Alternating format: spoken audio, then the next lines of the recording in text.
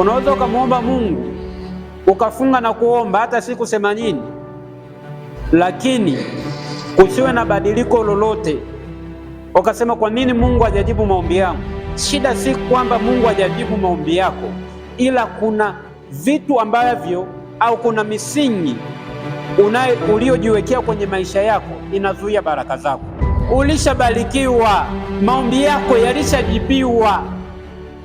Cha msingi unachotakiwa kufanya ni kuondoa vitu vyote ambavyo vinazuia maombi yako yasijibiwe. Mungu akitaka kukubariki, cha kwanza